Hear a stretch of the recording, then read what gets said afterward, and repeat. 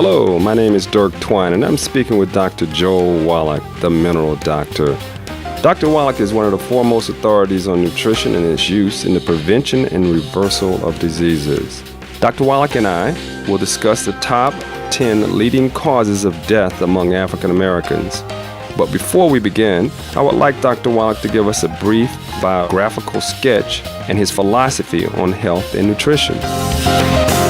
Well, thank you, Dirk. It's always good to spend some time with you. And just for your listeners, I think the thing that makes my view different on health is that I'm a veterinarian as well as a physician. And in veterinary medicine, we don't have a health insurance program for animals like we do people. And if we were to use a human health care system for livestock, for instance, it'd be sticker shock for you. Your hamburger would cost you $275 a pound just to pay for the health care. So we learned in the animal industry that we could keep the price of animal products, such as meat and dairy and poultry and eggs, down to where the average person could afford to eat them every day, simply by eliminating health care costs. That's such a profound statement, I'll repeat it. Simply by eliminating health care costs. And Dirk, we do that in animals with little nutritional formulas, and I'm sure you've seen these little alfalfa pellets for mice and rats and guinea pigs and hamsters and gerbils and rabbits and kibbles and bits for dogs, and there's sheep pellets and pig pellets and horse pellets and duck pellets and trout pellets and monkey pellets and chicken pellets. And the reason why they have the animal feeds in these little pelletized forms is so that every mouthful is biochemically perfect. The animal can't sort through and just eat only the sunflowers or the raisins. Every mouthful is going to be scientifically and perfectly biochemically complete. Now, we've been so successful over the last 75 years using this concept, Dirk. Even though we spent $100 billion, we've eliminated up to 900 different diseases in animals that still plague people. And as a veterinarian, it always seemed odd to me that we would be able to use this nutritional technology to eliminate these diseases in animals. Nobody was employing them in people. So I went back to school and in 1978 became a physician and began to use these veterinary nutritional formulas in my human patients. And I'm here to tell you that the concept of preventing and curing diseases in animals with nutritional formulas works exactly the same in people. Been doing it since 1978. Have not yet been able to get too many doctors involved. And so starting about 1978, I really began to lecture to the general public, and I really appreciate this opportunity to share this information with your listeners. That is absolutely amazing to me, and I'm on the quest, I guess, that you are also in terms of trying to get this information out to the general public. As I said, we're going to discuss today the top 10 leading causes of death in the African American community. And let's get started with number one, heart disease. Heart disease. Well, everybody has one heart, and that's the problem. You have two kidneys, and liver regenerates very well, and you have two eyes, but you only have one heart, and so you have to take very good care of it. And all of the diseases that plague the heart are nutritional deficiency diseases. Again, that's a very profound statement. All of the diseases that plague the heart are actually nutritional deficiency diseases. They're not genetic. Even when a baby is born with a heart defect, that was caused by a nutritional deficiency early in pregnancy when the embryo's heart was forming. And the mother was missing something, maybe zinc or vitamin A or selenium or copper. And these are very important micronutrients for the heart as it's forming all through the development of the embryo. And so when a baby is born with a heart defect, it's because the mother was missing something during pregnancy. Now, if the baby's born with a perfect heart and they don't get all the nutrients they need from birth, it doesn't take long for that heart to start breaking down. And it's really tragic to have a baby who's born normal and then feed them on nothing but apple juice and oatmeal and wonder why by the time they're 6 years old they have heart problems, and heart murmurs and heart defects and so forth.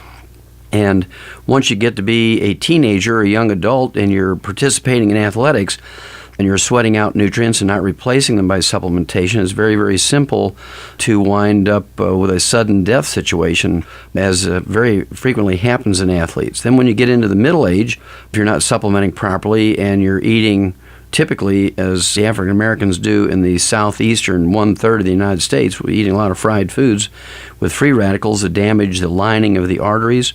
You wind up getting atherosclerosis, arteriosclerosis. You get those coronary artery blockages.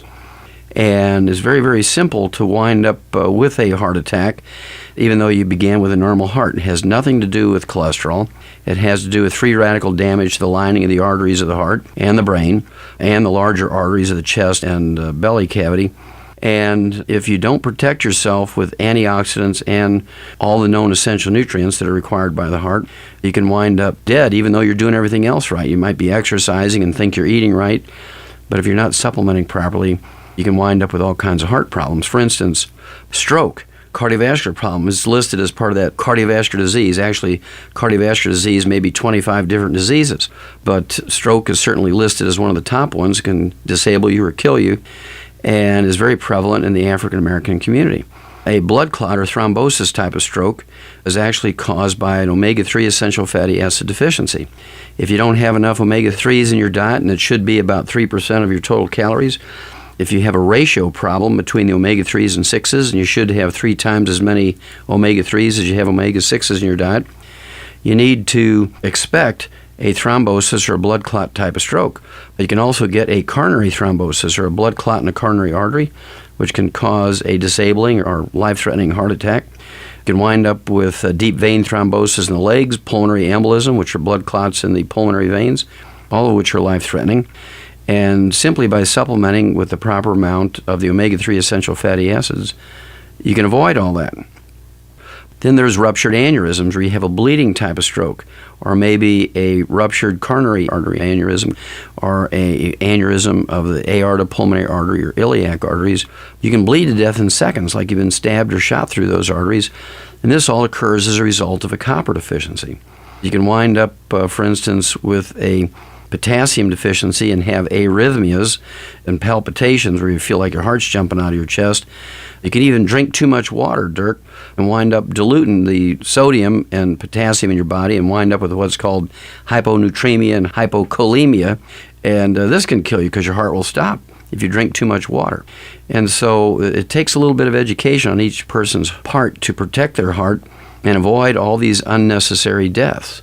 99.9% of all heart attacks, 99% of all strokes, and 99% of all cardiovascular disease is totally avoidable by proper supplementation and avoiding free radical consumption. The biggest source of the free radicals, of course, is through fried foods and margarines and cooking oils and burnt meats. So let me make it pretty clear to everyone. You're talking about heart disease and the prevention of heart disease and possibly even the reversal of heart disease by eliminating free radicals from the diet. That is correct. And I want to throw one more thing in here, Dirk. I didn't mention it, but cardiomyopathy heart disease is a very important heart disease. Sometimes you survive, but then they have to put in a pacemaker or put you on all kinds of drugs to control the rhythm of the heart. Many times you die suddenly from a cardiomyopathy heart attack, and this certainly afflicts a lot of athletes. 75,000 to 100,000 young athletes die every year under the age of 35 while they're exercising.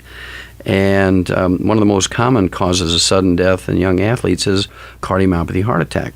It's very common throughout the African American community, and it's caused by a high intake of, again, fried foods and vegetable oils, burnt meats, common sources of free radicals, and a deficiency of the trace mineral called selenium.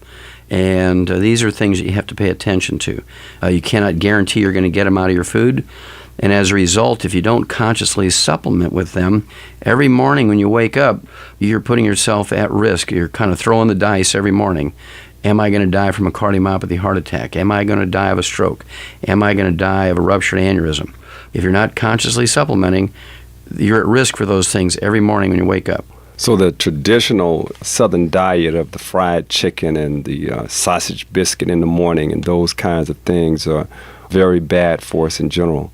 Absolutely. And Dirk, here's a statistic that was actually put out in 1997 by the Harvard School of Public Health. It was a big article, color article. They went county by county in the United States.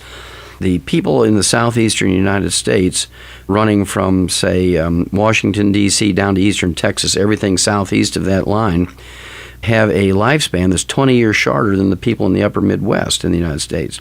It's not genetic, has nothing to do with being African American, but the people in the upper Midwestern part of the United States eat most of their food stewed, roasted, boiled, and poached whereas people southeast of that line between Washington, D.C. and East Texas primarily eat fried foods: fried chicken, fried fish, fried tomatoes, fried okra, fried hush puppies, fried potatoes, fried rice, fried water, and everything is fried. It's kind of a cultural thing, and this is why their lifespan is 20 years shorter. Below this line is known amongst doctors as the heart attack, stroke, and cancer belt of America. And I was in Jackson, Mississippi just a couple of days ago, and they actually have one doctor per 3 people, and they were asking me why Jackson, Mississippi, just little old Jackson, Mississippi, has less than 2 million people in that city. It's the biggest city in Mississippi. Why there's one doctor per 3 people. And that's because they are so sick there that it's kind of like when you have a house that's breaking down, the termites will infest it. Right. So the doctors are going there because they know everybody in Jackson, Mississippi eats a traditional Southern diet, and they have an extremely high rate of cancer, heart disease, and stroke. So it's so important that we avoid the fried foods. We also need to avoid the vegetable oils, or it doesn't really matter what type of oil you're using for frying. They're all bad for you. That's right. The vegetable oils, Dirk, are like communists. There's no good communists. Right. There's no good vegetable oils. The only vegetable oils that I would take certainly are the ones that are at least 72 to 75% omega-3s. For instance, corn oil is only 7% omega-3s, whereas the flaxseed oil is 72 to 75% omega-3s. The fish oils from cold water fish are 72 to 75% omega-3s. The only thing you have to watch is I prefer that people consume these essential oils in a capsule that's been flooded with nitrogen to prevent them from oxidizing, as opposed to using bulk sources. If they use bulk sources, from the moment that oil's been squeezed out of the original material, whether it's fish or olive oil or soy oil or canola oil, doesn't matter, it begins to oxidize. And even if you put it in the freezer, it slows the process down but doesn't stop it completely. And so before you're done with that bottle of bulk oil, you're consuming mostly free radicals. Whereas in the capsules that have been flooded with nitrogen to flush out the oxygen, there's no oxygen there, so the oxidation process does not occur. There's been such a craze for this olive oil lately. Now, most recently, as you know, I own a health food store. There's been some talk about using things like avocado oil, and it's a better oil than olive oil even. Is there any truth to that? Well, there's certain oils like peanut oil, avocado oil, and olive oil, which are different than the polyunsaturated oils. They have usually 1 or 2 open bonds or double bonds in them, and they're less likely to cause damage when you cook with them. But you notice I say less likely, not completely 100% safe. And there's really, again, no good oils when you use them for salad dressings, when you use them for cooking. They're just not safe. Human beings didn't have any contact with vegetable oils for cooking until about the 1940s. Margarine didn't come online until the 1940s, and that's when our lifespan began to fall.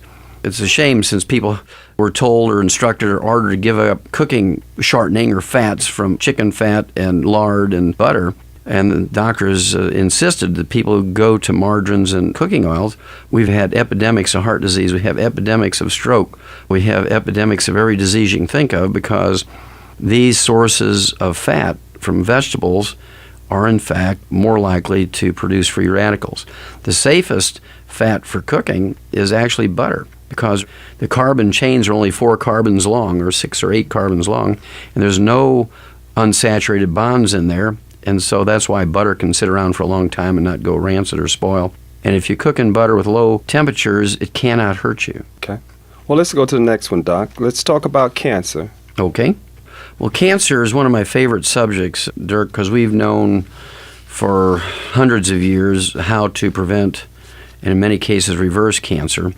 And again, cancer was not an epidemic in Americans, especially African Americans, until they began to utilize margarines and fried foods and cooking oils, because of the free radicals actually increase your risk of cancer significantly. If you eat fat, you can eat 50% of your calories as fat, and it will not increase your risk of cancer. There was a big study by the Harvard Nurses Health Study, 90,000 nurses over a 20-year period, They found out by comparing the rate of cancer in these women who consumed 50% of their calories as fat versus those who consumed less than 20% of their calories as fat, there was no difference in the rate of cancer. Well, the University of South Carolina, a couple of years later, did a study on how you cook the fat and how it affected cancer. What they found out was if you eat meat cooked medium rare, on the medium rare side of medium, you reduce your risk of cancer, breast and prostate and colon cancer by 462%. If you ate the amount of burnt fat each day that would fill a sewing thimble, we were talking about just a couple of grams of this, because of the very dangerous free radical called heterocyclic amines that's produced by burning animal fat, it increases your risk of breast and prostate and colon cancer by 462%. So you can really eat fat with impunity as long as it's not burnt, as long as it's not brown. If you eat animal fat that's still white or has a maybe slightly yellowish cast to it, like in chicken fat or fat that comes from certain types of cattle, you'll find that your risk of cancer is not increased at all. Then if you throw in antioxidants, which are the protectors of everything from the lining of your arteries to your risk of cancer, your brain, your eyes, on top of the essential nutrients. And I think antioxidants are going to be a fifth category of essential nutrients, along with the vitamins and minerals and amino acids and fatty acids. I think the fifth and the newest category is going to be these antioxidants, because they do protect the lining of the arteries from getting plugged, and they also reduce your risk of cancer significantly. For instance, the antioxidants, selenium, a trace mineral, can actually reduce your risk of prostate cancer by 69%. This was a big study of 1,300 people at the University of Arizona very recently. In a study, again, of the Harvard Nurses Health Study, 90,000 nurses over a 15-year period, they found that just a good multiple vitamin that contains selenium and folic acid and other antioxidants and nutrients could reduce your risk of colon cancer by 75%. There's no drugs, Dirk, that will reduce your risk of any type of cancer by 1%. And so I was really disappointed when the medical community didn't get into the African American community and say, hey, if you take a good multiple, if you avoid fried foods, you're going to reduce your risk of cancer somewhere between 69% and 462%. And people are foolish not to do that. One of the things that I've seen is that the statistics are so much higher in the African American community. So you're basically telling me that because of the way that African Americans prepare their food seems to be one of the greatest issues. They're creating a lot of free radicals in their bodies by eating a certain way. When you hear statistics like African American men are twice as likely to be diagnosed with prostate cancer as white men. Yeah, it tells you the story, and it's not genetic. Doctors want to tell African Americans that it's genetic. They say, look, this is genetic, and because you're a black man, you're doomed to get this. That's not true. There was a wonderful study that was done and reported in the February 1999 issue of Scientific American, where they went to Nigeria and they studied high blood pressure in people living out in the bush in a very primitive state. And what they found was that people living out in the bush in Nigeria had no experience with blood pressure cuffs. I mean, they had never seen one and didn't even know what hypertension meant. They found that only 7% of the people living in the bush in Nigeria had high blood pressure. They came back to the United States and did a lot of DNA testing and found a large group of people whose ancestors had originated in Nigeria. And they had a rate of high blood pressure as 33%. And they could say immediately that it wasn't genetic, because it was genetic to be 7% and 7%. Well, what was the difference between the Nigerians living out in the bush in Nigeria and the people whose ancestors were Nigerian who lived in Chicago? Well, the ones in Chicago were living on French fries and soft drinks, and the ones in the bush were putting minerals into their food every day and putting these minerals into their gardens. And their source of minerals was the wood ashes from their heating and cooking fires, and wood ashes are the minerals that are left when you burn away the carbon of the wood.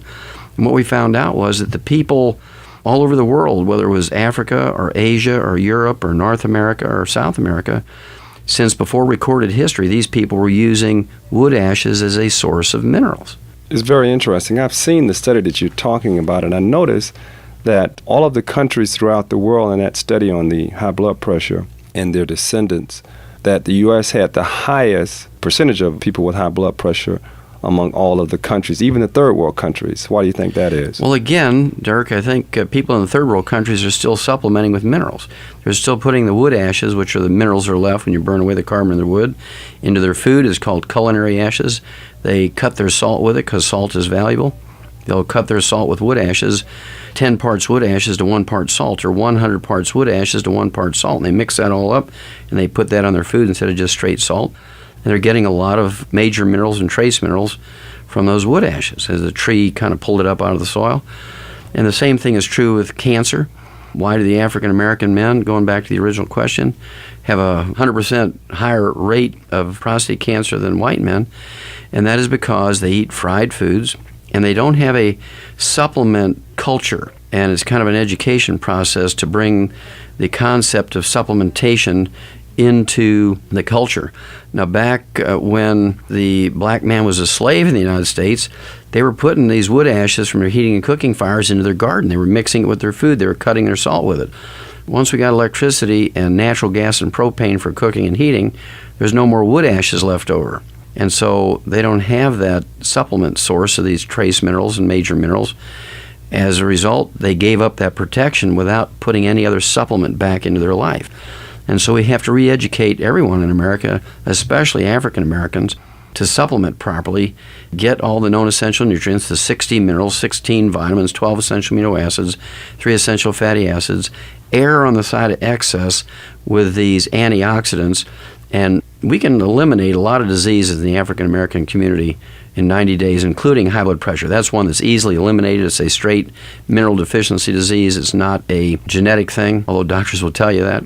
Again, it's the way that African Americans eat. Soul food does not have all the nutrients in it you need. May have many years ago, but not now, because plants cannot manufacture minerals, and farmers don't put enough minerals back in the soil anymore because they can get their maximum yields in terms of tons and bushels per acre simply by using 3 elements in their fertilizer, NPK, nitrogen, phosphorus, potassium. And when they're growing 100 acres or 1,000 acres or 5,000 acres of pinto beans, or red beans or a dookie beans, right? Mm-hmm. You're looking at beans that don't have nearly the minerals in them because the beans don't need them. We need 60 minerals, but the beans will get along on 2 minerals and nitrogen. And so you can't tell when a dookie bean is deficient in selenium because the bean doesn't need the selenium. Very interesting. So, in theory, we're supposed to get all of our minerals from our plants, but because of, I guess, the farming methods that we have adopted over the last, say 100 years, we've been unable to, and because we're not eating it, we're getting all these mineral deficiency diseases. Well, to show you how important that wood ashes were for fertilizer, the first U.S. patent number 1, in the 1700s was for wood ash production. It was a process to burn trees, maximize the collection of the wood ashes, and they actually manufactured them to send the wood ashes to England for fertilizer and mix them with their food. That was the first U.S. patent, number 1. That is absolutely amazing. That was so how important that was. And, of course, again, I'll tell you the exact moment. At 3 o'clock in the afternoon, Monday, September 4th, in 1882 is when our troubles began, because we began to replace at that moment electricity and propane and natural gas for the wood ashes we were using as fertilizer. Of course, we were using wood as fuel for thousands of years. But once Thomas Edison pulled that switch on the first commercial electric generating plant on Pearl Street, New York, overlooking the Brooklyn Bridge, we were in trouble because nobody knew to replace those wood ashes we were giving up, which had been our source of minerals for thousands of years. I'm sure you've heard this in your work. People say, come on, Dirk, what did people do 100 years ago for a supplement? People didn't take vitamins, mineral supplements. Yes, they did. They took supplements back then as in the form of wood ashes. Let's move on to the next thing, stroke. We've addressed it briefly already, and when we were talking about heart disease. Would it be anything else you'd like to say about that, Well, Doc? just briefly, just to kind of consolidate the information on stroke, Dirk, there's 2 types of stroke. The predominant one, about 80% of strokes, is the blood clot or thrombosis type of stroke. And again, this is caused by an omega-3 essential fatty acid deficiency or a ratio problem between omega-3s and 6s. And this is because one of the more sinister internal effects that happen when you have an omega-3 essential fatty acid deficiency is your platelets get abnormally sticky. There's lots of things that will make your risk higher. Young women who are on birth control pills, and if you're deficient in omega-3s and you're taking birth control pills, you have a very high risk of getting a stroke or a blood clot. If you're a woman in your middle age and you're taking HRT, hormone replacement therapies of any kind, and you're deficient in omega-3s, you're at high risk. If you're exercising and you're deficient in omega-3s, you're at high risk. The second type of stroke is the bleeding type of stroke, which can be disabling or actually life-threatening, is a bleeding type of stroke, and this is caused by a copper deficiency, which results in ruptured aneurysms, because you get a breakdown of the elastic fibers in the walls of the arteries. And so you can get two different types of stroke. Again, the African-American man and woman both have a very high rate compared to the white population because they do not have a culture of supplementing with nutrients, and they do not have a culture of avoiding fried foods, which is something we have to change. There's something else that I've read. We do know that smoking and other tobacco use contributes to diseases such as coronary heart disease and stroke. What's your thought on that? Well, certainly smoking is a source of free radicals. And anytime you do anything, whether it's eating fried foods, cooking with vegetable oils, eating burnt animal fats, or smoking, all of these practices contribute to the production of free radicals in the body. And, you see people who smoke a lot, they tend to have a lot of wrinkles in their skin. They tend to have white hair at a younger age. They tend to have all kinds of disabling diseases because of the free radicals that are generated by that burning tobacco. And so, again, it comes down to choices. And if people want to lower their risk significantly, anywhere from 69% to 462%, they can lower the risk of cancer and almost eliminate the risk of stroke. They can eliminate it. They can run that down to zero by eliminating free radicals, supplementing with all the known essential nutrients and the antioxidants. And it's just a matter of being aware of what you're doing. Just like you protect your car, you maintain it. Just like you maintain your home, you have to maintain your body. Okay. Well, the next thing on our list is accidents that may not be directly related to nutrition, but could play a role in our everyday lives. I think it is indirectly related to nutrition, Dirk, because people who have poor nutrition don't take in all the known essential nutrients, are eating lots of sugar. They can go to sleep at the wheel. It's called narcolepsy and have an accident. They can get drowsy up on the roof and fall off the roof. They can have narcolepsy, hypoglycemia. These are all nutritional deficiency problems. They can become very clumsy when they're missing certain nutrients. They can get neuropathies and lose the coordination and feeling they need over time to be stable on a ladder or use power tools and so forth. Just falling down the steps at home, car accidents. All of these can be related to what you're eating, what you're not eating, and what you're supplementing with or not supplementing with. And hyperactivity has to do with too much sugar. If you're hyperactive, you're not paying attention to what's going on around you, you can get in a car accident. You can fall down the steps. You can trip on the rug because you're so hyperactive, because you're living on sugar and not taking the nutrients to counterbalance that. We need chromium and vanadium specifically to deal with sugar. Lithium deficiency, which we're going to talk about more later in another subject, is certainly a very dangerous thing and can contribute to accidents. And so it's very important, just in summary, to avoid sugar and to supplement with all the known essential nutrients. Of course, another form of sugar is alcohol, which contributes to accidents. Addictive behavior, alcohol, drugs, smoking are all related to nutritional deficiencies, because people, when they have nutritional deficiencies, have cravings. And when they have cravings, if they try things that are addictive, they're going to become addicted to them, like tobacco and drugs and alcohol. Fortunately, when I was a kid, I lived 80 miles from St. Louis, and so we didn't have the ability to get access to alcohol or drugs or tobacco. So if road tar was addictive, I'd be the worst road tar addict there is, because that's what I used to chew. As a kid, that's all I had available to me. Okay, let's go to the next thing, diabetes. It's a tremendous burden in the African-American community. African-Americans have a rate of diabetes of 33 per 100,000 compared to a rate of just 23.2 in whites. Why is that, Doc? Well, there's two types of diabetes. 85 to 90% of diabetes is what we call adult onset type 2 diabetes. It's also referred to as insulin-resistant diabetes, and that's because both whites and African Americans make more insulin when they're adult onset type 2 diabetic than the non-diabetic. It's not an insulin problem. It turns out it's a deficiency disease of two trace minerals, chromium and vanadium, and 23 cofactors necessary for those two trace minerals to work properly. And it's a deficiency disease again. We can eliminate high blood pressure and adult onset type 2 diabetes in the African community in 90 days If everybody were just to supplement properly and eat properly, we can eliminate those diseases. They go back to normal life. But the medical community has the ear of the African American community say, look, you're going to die if you don't do what we tell you. You're going to die if you don't take this insulin. They never bring up the wonderful benefits you can get from a supplement program and changing your diet and exercising a little bit for diabetes. And the rate of diabetes in the African American community is going to go up. You're looking at 1 out of 3. 1 out of 3 by the year 2010. 1 out of 3 young people in the African American community are going to have diabetes. And the reason for this, Dirk, according to the U.S. Department of Agriculture, 100 years ago, Americans, including African Americans, were eating a half a pound of sugar per person per year. Today, 100 years later, it's a half a pound a day, 157 pounds per person per year, a half a pound a day. That's because people live on Pop-Tarts, Pillsbury toaster strudels, dry cereals, cooked cereals, instant cereals, soft drinks of all kinds. They live on sugar-cured sausage and ham and bacon and bologna and salami and pepperoni and jerky, all of which has lots of sugar in it. Because they're minerally deficient, they crave a lot of sugary things. Barbecue sauce, spaghetti sauce are hidden sources of sugar.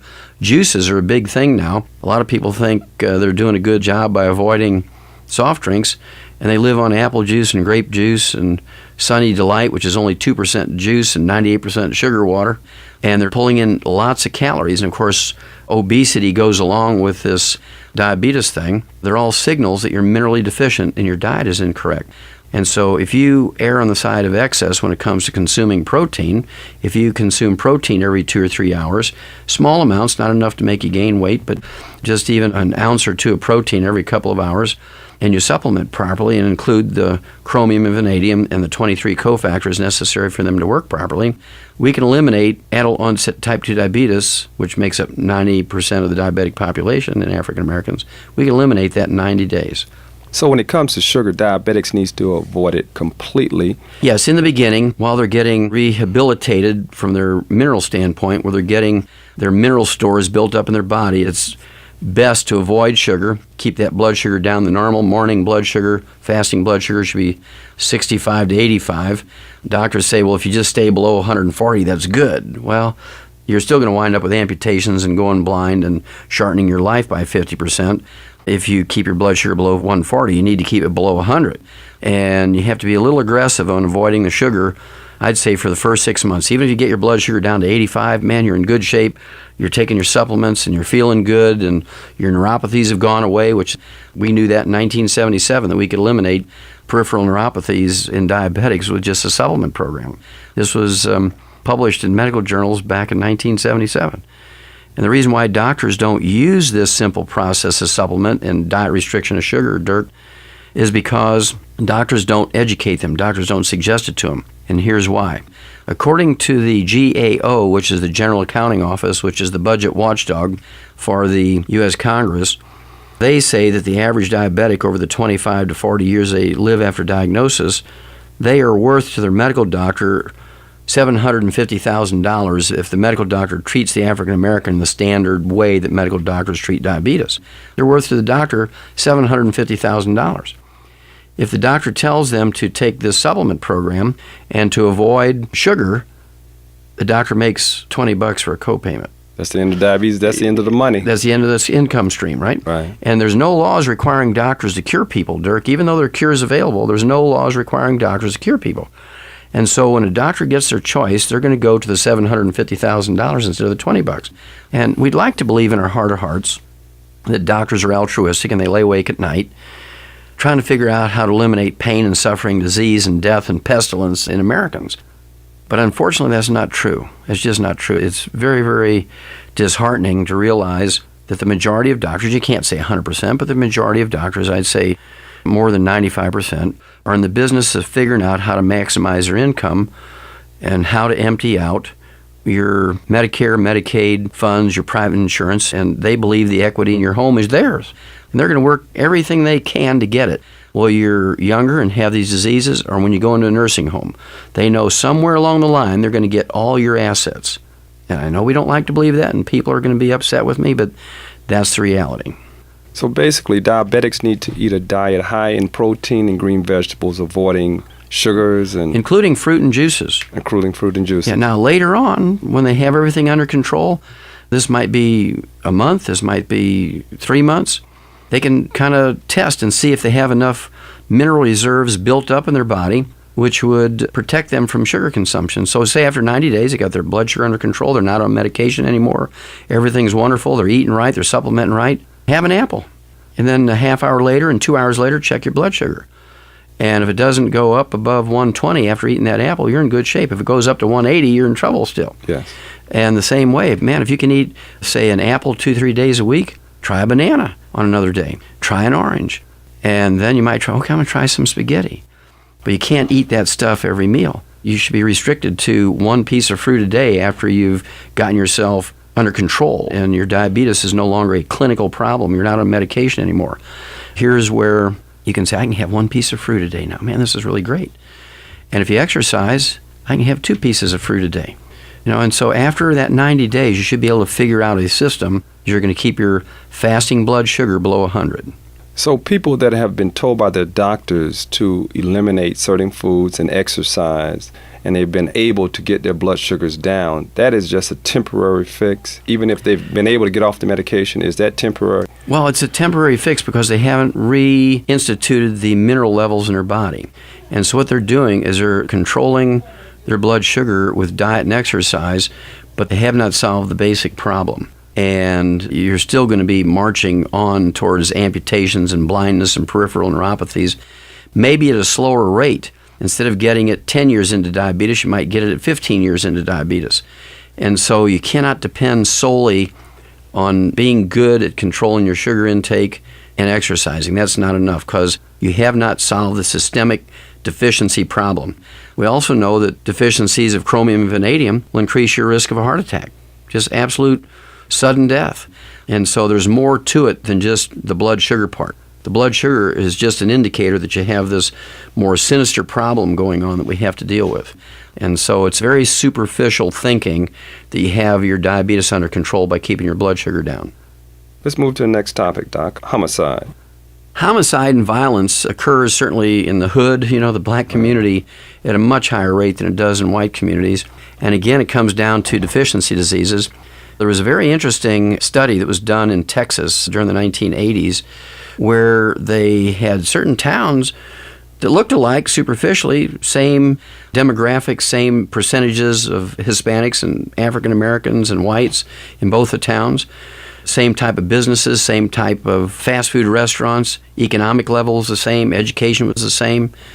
But in one community, it had 3 times more violent crime, murder, armed robberies, assault, muggings, rape, and they couldn't figure out why. And then a very famous guy, Dr. Gerhard Strauser, started doing analyses of the water and the food, and what he found out was in the communities that had no violent crime, I mean 0, everybody's just nice church-going people, was they had a very high lithium level in their drinking water naturally. Doctors want you to believe that lithium is a prescription drug. Well, lithium is an essential trace mineral. The symptoms you get when you're deficient in lithium is a violent behavior. It affects you violently if you're deficient in lithium. Now you throw in a chromium and vanadium deficiency on top of a lithium deficiency, and you eat sugar, you're going to be a very violent person. A couple of things indicate this. You heard of that Twinkie defense in California when that guy walked into the courthouse and shot up the mayor and a bunch of other people. And he said, well, I get violent when I eat Twinkies. And he had a history of that. And so they let him off for a reason of temporary insanity because he ate Twinkies before he went into the courthouse. Well, the same thing is true with athletes, especially basketball players, because they have a very close relationship with the fans in a basketball court as opposed to a football stadium. And you see these basketball players get violent. They jump into the stands, start beating up on the fans and things, get into fights all the time amongst themselves. And these guys live on soft drinks for energy all the time because they're sweating. They have a high need for energy all through their sports events and their practices. And so they just live on sugar. They're on a sugar high all the time. And if they're deficient in lithium, chromium, and vanadium, they're consuming all this sugar, they're going to be violent. The same thing is true. I've talked with a lot of police officers who go to these calls where they're having domestic violence, where the husband's beating up on the wife or the wife's beating up on the husband or they're beating on the kids or whatever's going on, domestic violence of one type or another. And when the police officers come into the house, there's soft drinks sitting on the tables. We're not talking about alcohol and drugs all the time. The majority of time is soft drinks on the table. And if they're deficient, which the African American community tends to be, they're deficient in chromium and vanadium and lithium, they're going to have a much higher rate of what I call a hair trigger. Any little thing will set violent behavior off, where if they were supplementing properly and not eating sugar, they would just shrug their shoulders, no big deal, you know. And so we have to get everything down to where it's no big deal, to where if you eyeball somebody, they're not going to attack you, to where if you say something that offends them, they say, hey, man, don't say that anymore, instead of attacking you with a hammer or a knife or a gun or something like that. And it comes down to supplementing properly and avoiding the sugar. Lithium, chromium, vanadium deficiencies, sugar intake is going to cause a problem. Thank you.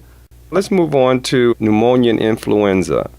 Well, pneumonia influenza is a very common cause of death in African Americans, especially older African Americans, because the immune system, Dirk, requires all 90 essential nutrients, just like muscle health and liver health and brain health and heart health requires all these essential nutrients. So does your immune system. People forget that. And if you're taking all the 90 essential nutrients, and again, avoiding the fried foods and vegetable oils, margarines, cooking oils, meat cooked well done, and burnt animal fats, avoiding alcohol, avoiding sugar, avoiding anything that's going to cause free radical damage to your body, and you're avoiding all these bad things, you're going to make sure that none of this happens. You can avoid this totally. Okay. The next thing that we'd like to deal with is respiratory diseases. Well, respiratory diseases, I'd kind of throw that in with the flu, because a lot of them are viral infections. And if you protect your immune system, you might be sick for 3 days, and just with a little bit of water and ramp up on your antioxidants like vitamin C and the antioxidants and juices and things like that, you can get things under control in just 3 to 5 days. But if you're not well nourished with supplements, all the known essential nutrients, if you're not well nourished with the antioxidants, the flu is going to get you. It's going to cause you to need to go into the hospital to get IVs and antibiotics and all that kind of stuff. And the same thing is true with respiratory disease. Now, there's one little variation on that. Respiratory diseases in African Americans, I would throw in asthma. They have an extreme rate, especially in younger kids. They have like 3 times the rate of asthma as the white community. And of course, I have to laugh all the time, Dirk. In the newspapers, they say, well, doctors say it's because of the cockroach hairs setting it off. I don't know if you've read that or not. No, I've never seen that one. But they do all these studies and they say, oh, yeah, it's the cockroach hairs setting off the asthma in these homes. Well, that's kind of a joke, because it's not the cockroach hairs. It's the fact that these kids are deficient in several minerals, magnesium and manganese, and the essential fatty acids. Now, if they supplement properly with all the 90 essential nutrients, that's going to include magnesium and manganese and the essential fatty acids, and we could eliminate asthma in the African American community. There shouldn't be a single black child with asthma. If they get asthma, you should be able to get rid of it in a couple of weeks just by proper supplementation and changing their diet. It is so simple, Dirk, it's scary. Asthma is I wouldn't call it a simple nutritional deficiency disease. It's kind of a complicated one because it requires multiple deficiencies to get clinical asthma. But these multiple deficiencies occur in these young kids because they're living on apple juice, grape juice, they're living on Sunny D, they're living on soft drinks of various kinds, they're eating fried foods. That's the first finger food that an African-American child gets. Cut up little quarter-inch cubes of fried chicken and fried fish and fried potatoes. And this is why the rate of asthma is so high in these African-American kids. It is not cockroach hairs. What is it when we hear people talk about growing out of asthma? What is going on there? Well, when kids grow out of asthma, it's because they've changed their diet. And just out of luck, they're eating things that have more essential fatty acids in them. Just out of luck, they might be eating more grains that have more magnesium in it. And so some will grow out of it if they're eating properly, but usually it comes back in later years if they're not supplementing properly. The same thing is true, and I might throw in here, growing pains. I have so many parents complain to me. He's 6 years old and he's got pains in his knees and his shoulders and his wrist, and the doctor examined him, says, oh, he's got growing pains, he'll outgrow them. To me, that doctor should be put in jail for reckless endangerment because that kid is minerally deficient. He should immediately get supplements, especially calcium, and the 28 cofactors, actually 89 cofactors necessary for that calcium to work properly. And if you do that, those growing pains will go away immediately, and he'll actually be taller and more fit and healthier by supplementing them. Why let that child suffer with growing pains, which is telling you their bones are not healthy because they're not getting the minerals and the other cofactors necessary for healthy bones?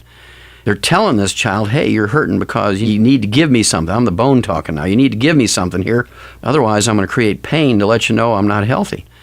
And for a doctor to say, oh, he'll outgrow it, you just want to get very angry with that doctor and say, hey, I'm going someplace else because you're not treating this child right.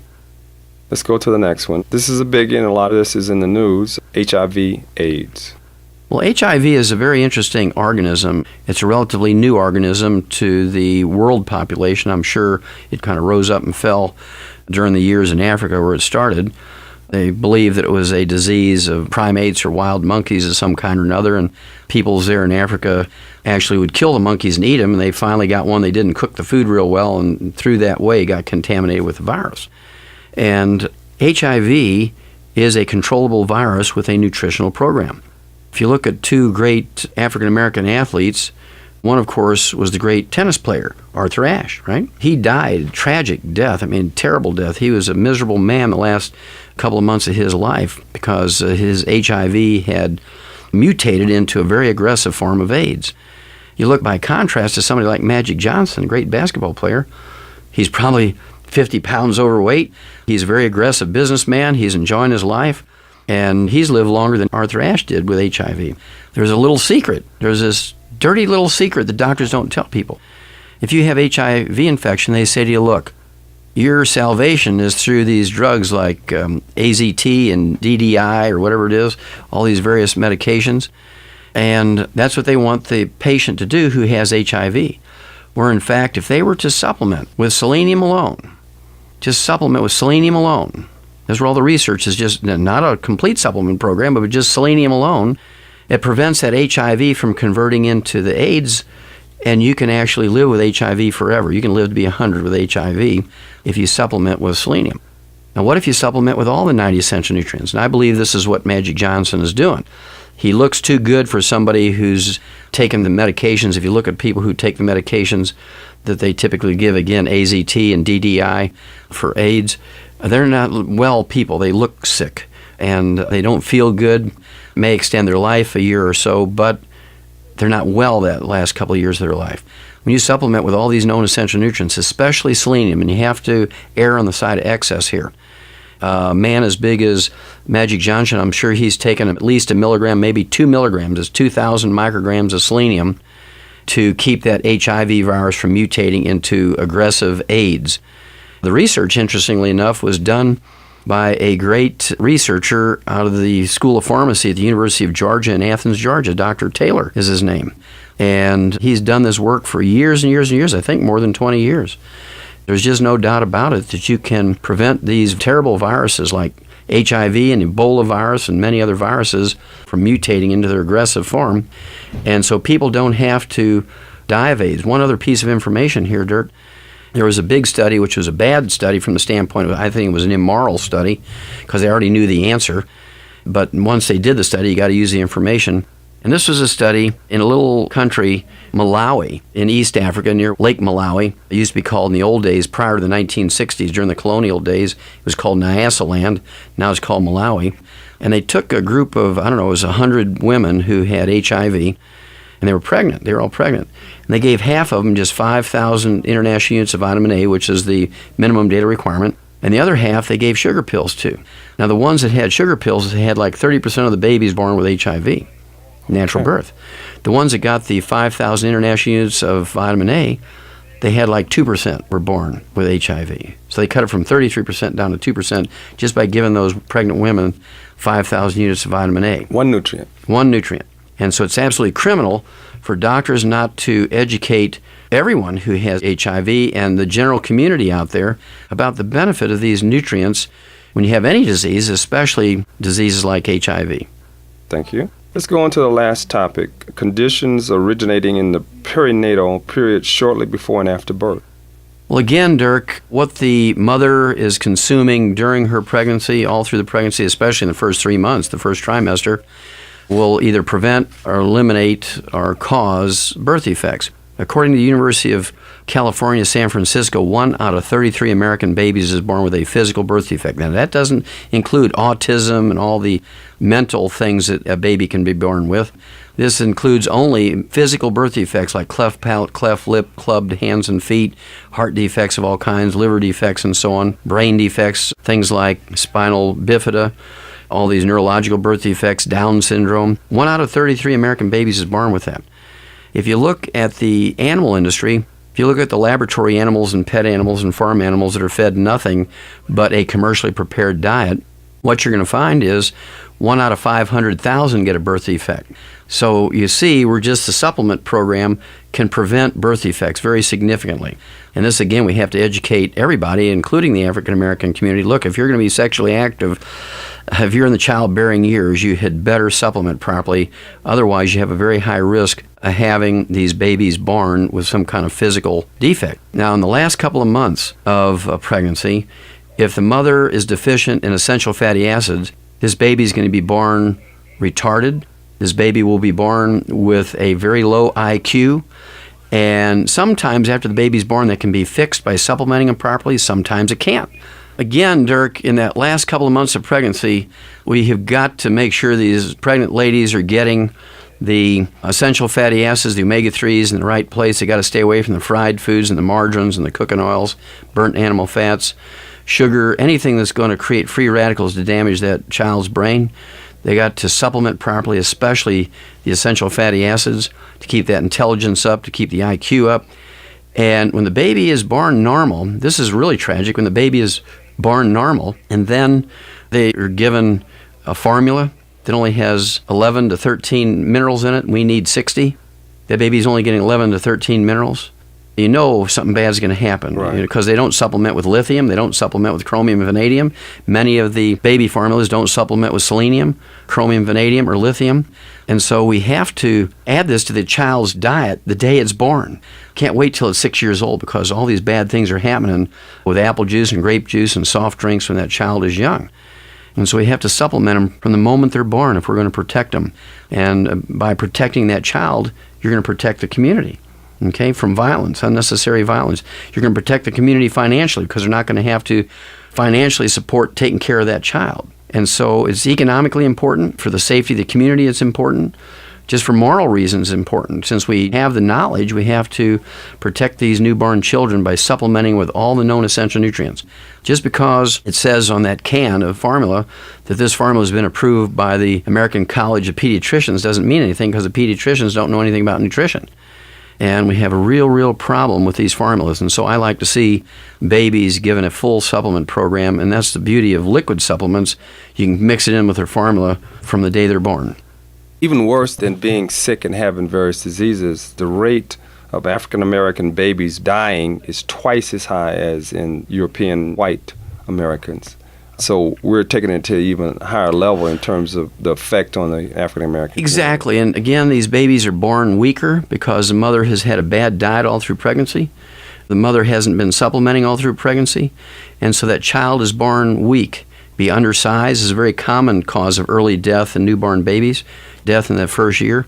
In fact, it's so bad that out of the entire world, I don't know, there's 190 nations now, out of the entire world, Dirk, the United States ranks 32 in first-year survivability of our babies. There's 31 other countries who do a better job of first-year survivability than America.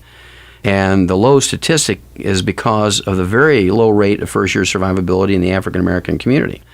And so we can eliminate that problem just by making sure these young women get supplemented all through pregnancy. Before, they should start supplementing when they're in junior high school. They should start supplementing when they're born, and just have all their body tissues loaded with these nutrients.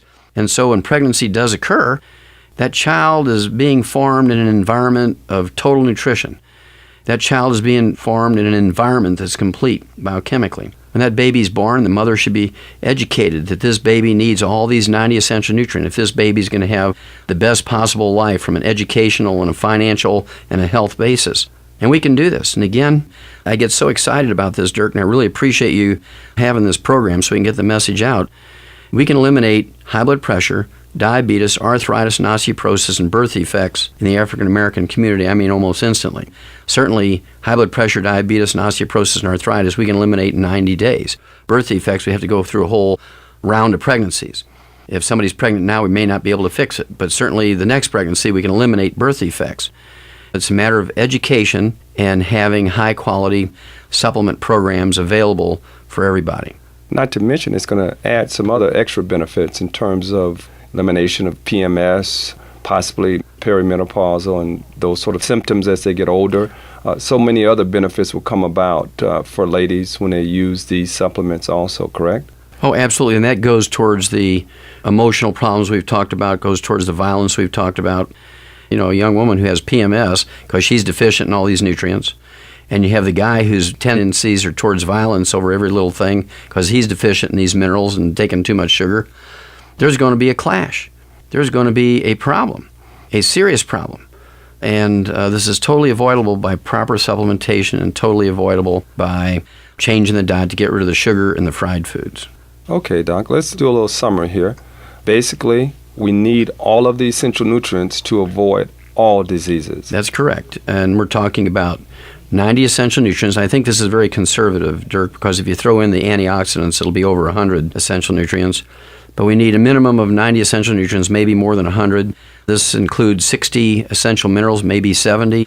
We certainly need a minimum of 16 vitamins, 12 essential amino acids, 3 essential fatty acids. And again, as time goes on, there's going to be more added to this list.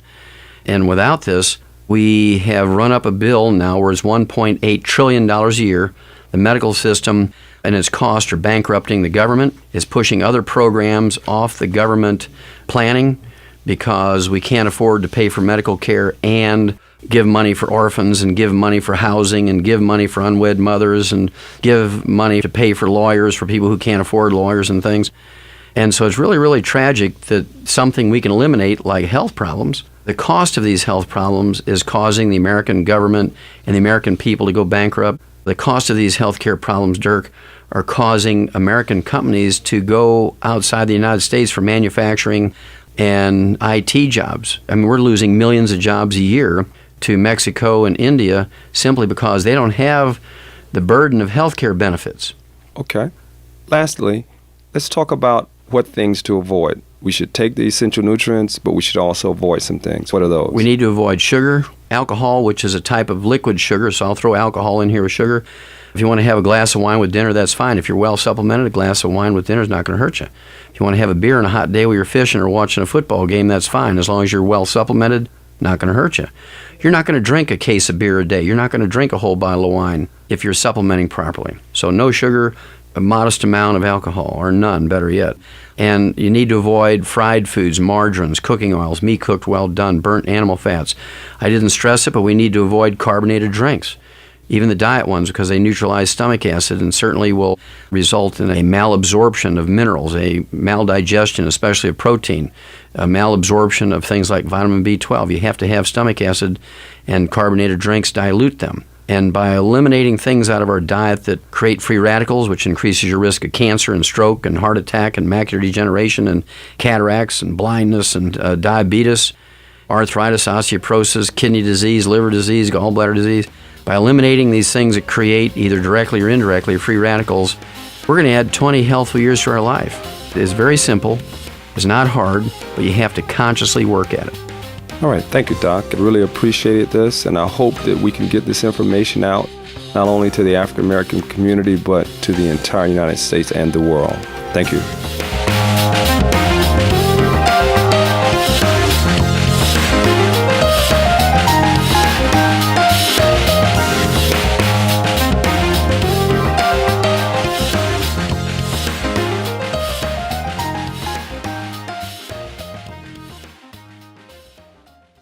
Information and statements regarding dietary supplements discussed have not been evaluated by the Food and Drug Administration and are not intended to diagnose, treat, cure, or prevent any disease.